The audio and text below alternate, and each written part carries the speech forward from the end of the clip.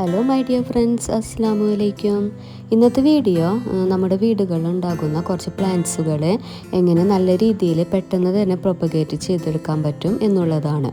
അപ്പോൾ എന്തായാലും നമുക്കതൊന്ന് കണ്ടു നോക്കാം.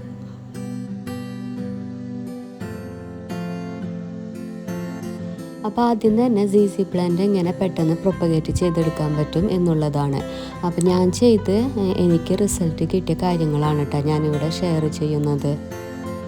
അപ്പോൾ ഞാനിതിൻ്റെ ചെറിയൊരു തണ്ട് മാത്രം കട്ട് ചെയ്തിട്ട് അത് ഒരു പോട്ടിൽ നട്ടു കൊടുക്കുകയാണ് ചെയ്തത്. ഇപ്പോൾ ഇങ്ങനെ നമ്മൾ കട്ട് ചെയ്ത ഈ ഒരു തണ്ട് ജസ്റ്റ് ഒന്ന് കുറച്ച് ദിവസം വെള്ളത്തിലിട്ട് വെച്ചാലും അതിന് നന്നായിട്ട് റൂട്ട് വരുന്നതായിരിക്കും. ആ റൂട്ട്സുകൾ വന്ന ശേഷം ഇതുപോലെ ഒരു പോട്ടിലേക്ക് മാറ്റി വെച്ചാലും സി പ്ലാന്റ് പെട്ടെന്ന് തന്നെ വളരുന്നതായിരിക്കും.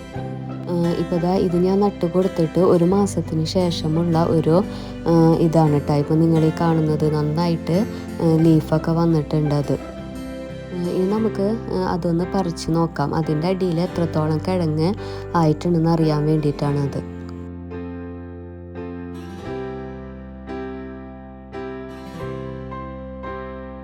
അപ്പോൾ നന്നായിട്ട് അതിന് കിഴങ്ങൊക്കെ വന്നിട്ടുണ്ട്. അപ്പോൾ വെറും ഒരു ചെറിയ തണ്ടിൽ നിന്ന് നമുക്ക് സി പ്ലാന്റ് പെട്ടെന്ന് തന്നെ വളർത്തിയെടുക്കാൻ പറ്റും.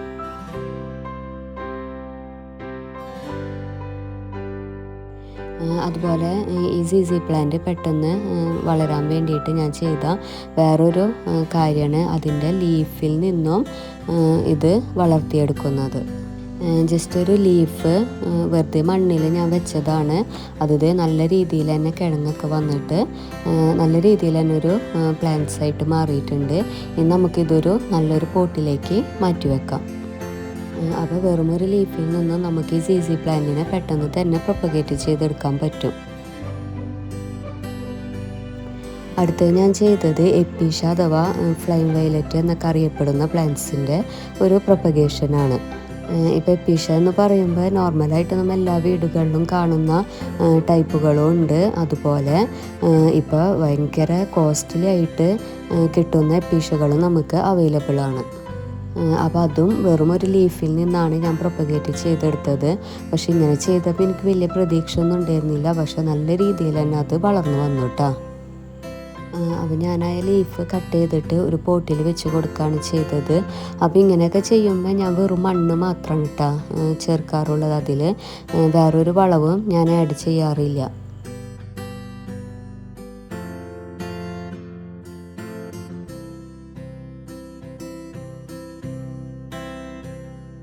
അതുപോലെ തന്നെ എപ്പിഷ വേറൊരു രീതിയിലും ഞാൻ നട്ടുകൊടുത്ത് ഇതുപോലെ റൂട്ട്സ് വരുന്ന ഭാഗം കട്ട് ചെയ്തിട്ട് ആ ഭാഗം ഞാനൊന്ന് നട്ടുകൊടുത്തു.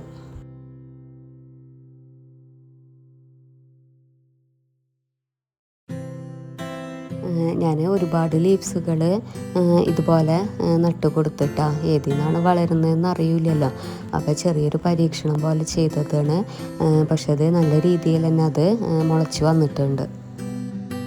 ഇനി അതൊന്ന് അതിൽ നിന്ന് മാറ്റിയിട്ട് വേറൊരു പോട്ടിലേക്ക് വെച്ച് കൊടുക്കണം. അതുപോലെ എല്ലാ ലീഫിനും വേരും വന്നിട്ടുണ്ട് കേട്ടോ.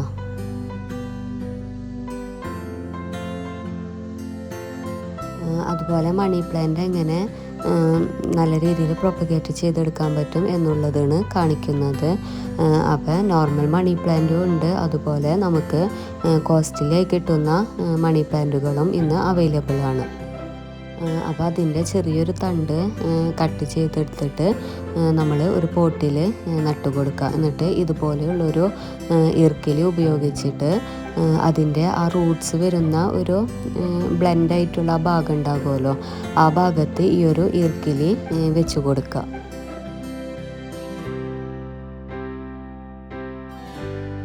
നമ്മളിങ്ങനെ ചെയ്തു കൊടുക്കുമ്പോൾ ആ ഭാഗം മണ്ണിൽ അമർന്നിരുന്നിട്ട് ഒരുപാട് റൂട്ട്സുകൾ ആ ഭാഗത്തുനിന്ന് വരും.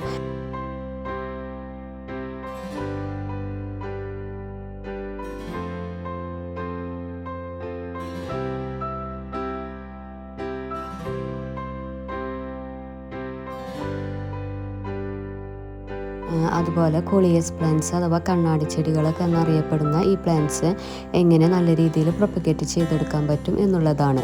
അപ്പോൾ ഇതിൻ്റെ ഒരു ചെറിയ കമ്പ് നട്ടാൽ തന്നെ ഇത് പെട്ടെന്ന് നമുക്ക് വളർന്ന് കിട്ടും. പിന്നെ ഞാൻ ചെയ്ത വേറൊരു കാര്യമാണ് ഇതിൻ്റെ ഒരു കൊമ്പ് കട്ട് ചെയ്തിട്ട് വെള്ളത്തിലിട്ട് വെച്ച്. അപ്പോൾ അതിന് നന്നായിട്ട് റൂട്ട്സ് വന്ന് പിന്നെ ആ റൂട്ട്സ് വന്നതിന് ശേഷം വേറൊരു പോട്ടിലേക്ക് മാറ്റി നടാണ് ചെയ്തത്.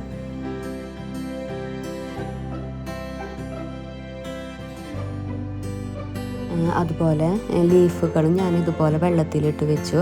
അതിനും നന്നായിട്ട് റൂട്ട്സ് വന്നു കേട്ടോ. ആ റൂട്ട്സ് വന്നതിന് ശേഷം നമ്മൾ ആ ലീഫ് വേറൊരു പോട്ടിലേക്ക് മാറ്റി വെക്കാണ് ചെയ്യുക. അപ്പോൾ ഇതായിരുന്നു ഇന്നത്തെ വീഡിയോ. അപ്പോൾ ഞാൻ ചെയ്ത കുറച്ച് കാര്യങ്ങൾ റിസൾട്ട് കിട്ടി, നല്ലൊരു റിസൾട്ടാണ് കിട്ടിയത്. അപ്പോൾ അതൊന്ന് നിങ്ങളായിട്ട് ഷെയർ ചെയ്തു എന്നുള്ളതാണ് കേട്ടോ ഈ വീഡിയോ. അപ്പോൾ എന്തായാലും ഈ വീഡിയോ നിങ്ങൾക്ക് ഇഷ്ടമായാൽ ലൈക്ക് ചെയ്യുക, ഷെയർ ചെയ്യുക, അതുപോലെ കമൻറ്റുകളൊക്കെ അറിയിക്കുക. പിന്നെ സബ്സ്ക്രൈബ് ചെയ്യാതാണ് കാണുന്നതെങ്കിൽ ഒന്ന് സബ്സ്ക്രൈബ് ചെയ്യുക. അപ്പോൾ അടുത്ത വീഡിയോ ആയിട്ട് വരുന്നത് വരെ ടേക്ക് കെയർ, ബൈ ബൈ.